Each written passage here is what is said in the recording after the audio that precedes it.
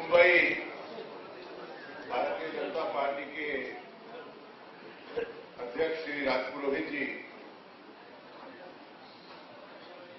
आज के इस कार्यक्रम में आए हुए हमारे शहर प्रभारी श्री रमापति राम त्रिपाठी जी, यहाँ के हमारे वरिष्ठ नेता श्री रामबाब नायक, जयंतीबेन मेहता, हमारे केंद्रीय पदाधिकारी श्री किरीट सोमैया, पीयूष गोयल जी, मंच पर बैठे हुए अन्य पार्टी के प्रमुख पदाधिकारीगण और मित्रों,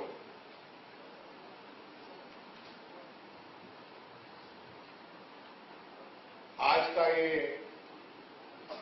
कार्यक्रम जिसमें बहुत अच्छी मात्रा में भारतीय जनता पार्टी के कार्यकर्ता आए हैं,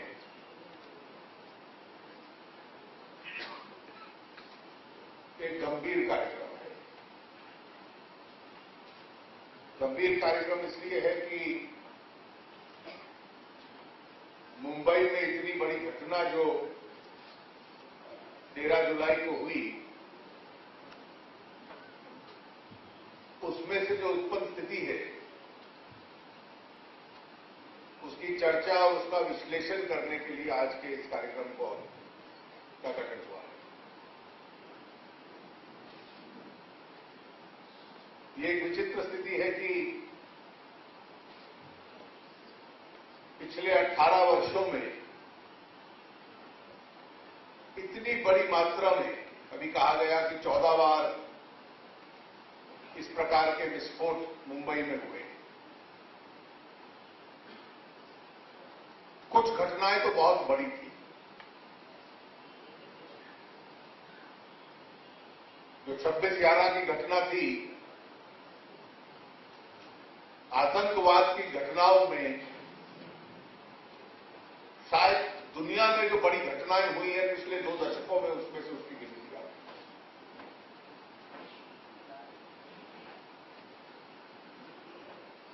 है। एक चर्चा बार बार इन घटनाओं के बाद होती है कि इनके प्रति देश का, समाज का, सरकार का, शासन का रवैया क्या होगा।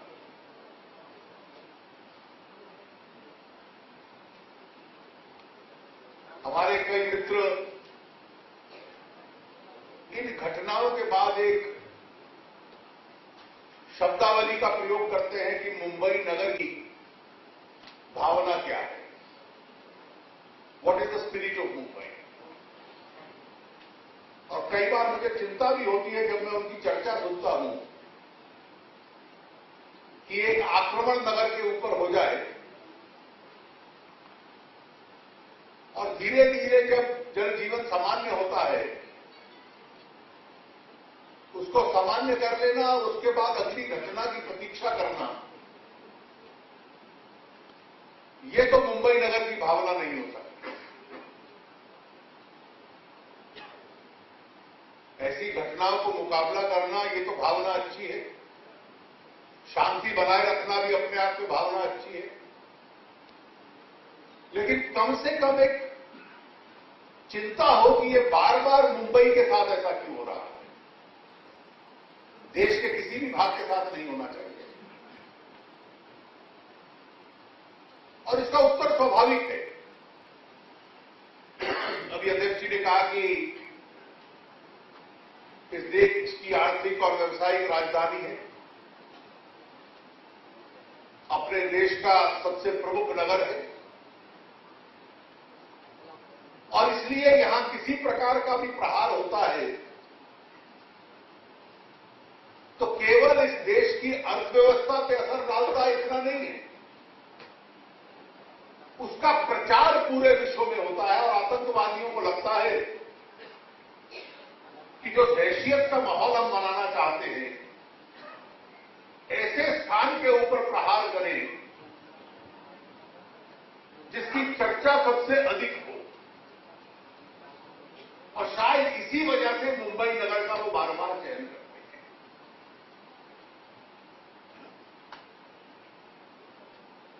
लेकिन किसी भी समाज की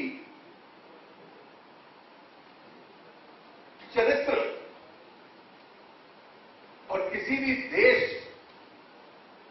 को जो चुनौती मिलती है कि ऐसी घटना का मुकाबला वो कैसे करता है। मैंने आरंभ में कहा कि मैं उन लोगों से पूर्ण असहमत हूं जो मानते हैं कि इस प्रकार का आक्रमण आपके ऊपर हो जाए और फिर अगले आक्रमण की प्रतीक्षा करिए। यही मुंबई की भावना बन चुकी है। न्यूयॉर्क में 9/11 को घटना हुई थी। 9/11 के बाद किसी की हिम्मत नहीं हुई अमेरिका की सीमाओं के अंदर प्रवेश करके दोबारा ऐसी घटना वापरने की। वहां के समाज में एक ताकत थी, वहां की व्यवस्था में एक ताकत थी, वहां की इंटेलिजेंस एजेंसीज कैसे इसको रोकना है, कैसे इन घटनाओं की पूर्व जानकारी लेनी है। वहां की सुरक्षा एजेंसीज में इतनी ताकत थी कि कोई ऐसी घटना की योजना भी बनाता है तो उसके ऊपर पहले से ही निगरानी हो जाए, पकड़ लिया जाए। वहां के कानून में यह ताकत थी कि जो लोग ऐसी घटना करते हैं उनको कड़ी से कड़ी सजा देनी है। और वहां के समाज में यह चेतना थी कि इस प्रकार के लोगों के साथ सहानुभूति रखने वाला कोई पैदा ना हो। जब तक उस प्रकार की ताकत और उस प्रकार की व्यवस्था हम अपने देश में नहीं लाते,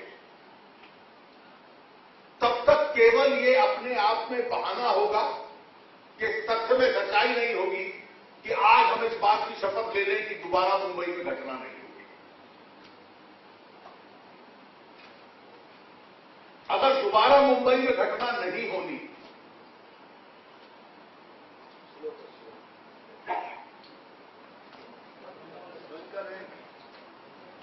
अगर हम चाहते हैं कि दोबारा मुंबई में इस प्रकार की घटना न हो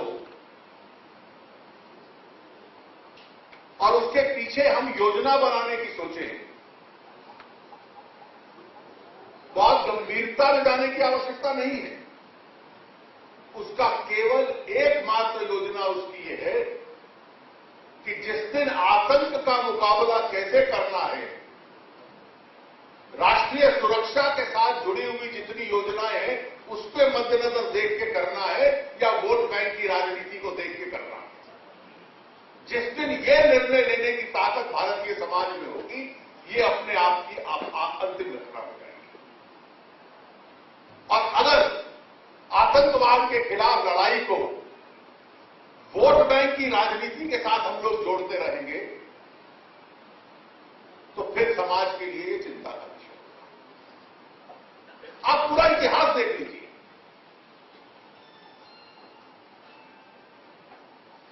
पंजाब में जिस वक्त आतंकवाद था और कश्मीर में थोड़ा सा आरंभ हुआ था,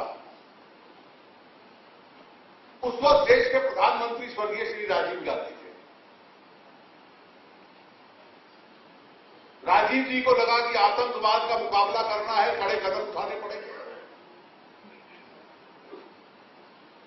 पंजाब में फौज का भी इस्तेमाल किया गया, सेना का भी इस्तेमाल किया गया, कश्मीर में किया गया। उसके बाद राजीव जी संसद के अंदर टाडा का कानून लेकर आए। वो कोई भारतीय जनता पार्टी या एनडीए की सरकार नहीं थी। टाडा का कानून लाने वाले स्वर्गीय श्री राजीव गांधी थे। उनको सचमुच में ईमानदारी से उस वक्त लगा होगा कि आतंकवाद की घटना के लिए किसी को सजा देनी है तो टाडा की आवश्यकता है।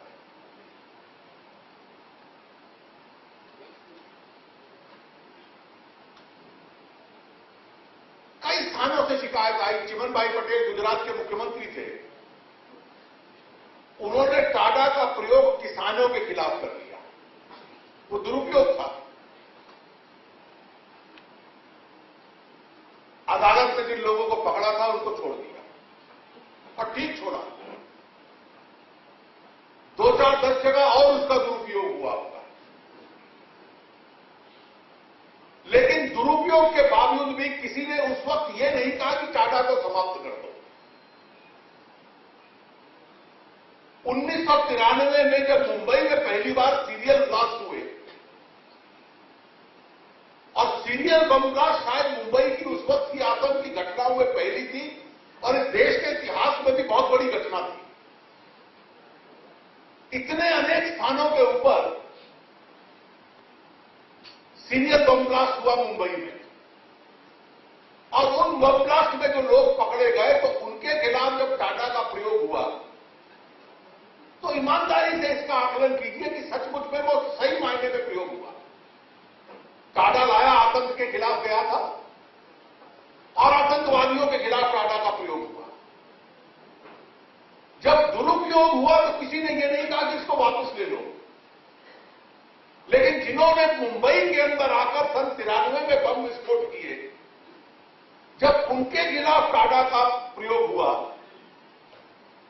तो टाटा अचानक सेक्युलरवाद को खतरा बन गया।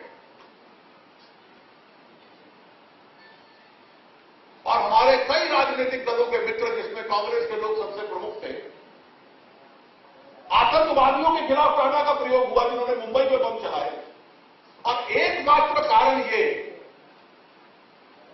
कि कांग्रेस की सरकार ने केंद्र में टाटा वापस ले लिया, इसलिए वापस लिया कि मुंबई ब्लास्ट के बाद उसके खिलाफ एक अभियान शुरू हो गया। आतंकवादी को सबसे पहला संकेत यह गया कि आपके जो समर्थक हैं और आपके इशारे पे जो वोट पड़ता है, उस वोट बैंक की इतनी ताकत है कि आतंकवादी के खिलाफ टाटा का प्रयोग हुआ और फिर भी टाटा को हटाने का एक अभियान शुरू हो जाए। और इस देश में पहली बार टाटा का कानून समाप्त कर दिया गया। वाजपेयी जी की सरकार आई, वाजपेयी जी पोटा का कानून लाए। जिन्होंने संसद पे आक्रमण किया था, जिन्होंने अक्षरधाम पे आक्रमण किया था, अगर पोटा ना होता तो उस वक्त सजा कर पाना असंभव था। जब स्वर्गीय राजीव गांधी जी की हत्या हुई तो उस वक्त भी टाटा का कानून था। अगर वो ना होता तो शायद उस मुकदमे में भी सजा करवा पाना कठिन था।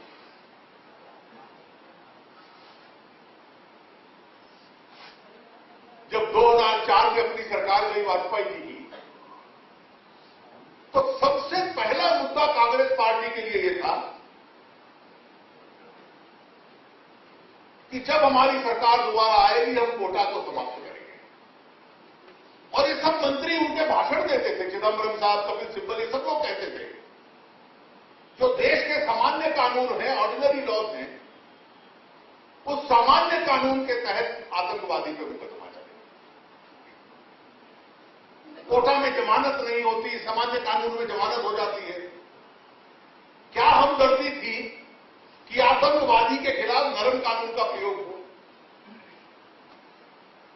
इसको एक राजनीतिक मुद्दा बना दिया। ये एक विडंबना है कि इन दिनों एक बहुत बड़ी चर्चा और बहस चलती है, और एक जो सोनिया जी की अध्यक्षता में एक नेशनल एडवाइजरी काउंसिल है, उसने एक कम्युनल वायलेंस बिल का ड्राफ्ट बनाया है। देश में कहीं सांप्रदायिक तनाव नहीं है, आतंकवाद की चिंता है, कहीं सांप्रदायिक दंगे नहीं हो रहे देश में, लेकिन आतंकवादी घटनाएं हो रही हैं। और यही लोग दोबारा शुरू हो गए, नहीं, कम्युनल वायलेंस के लिए सामान्य कानून नहीं चलेगा, विशेष कानून की जरूरत है। लेकिन आतंकवाद के लिए विशेष कानून नहीं चाहिए।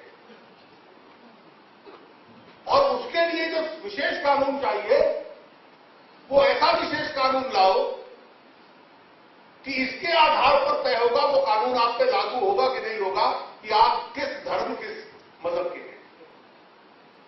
संविधान में तो लिखा है कि देश में यूनिफॉर्म सिविल कोड होगा। ये ऐसी सरकार है जो कहती है यूनिफॉर्म क्रिमिनल कोड भी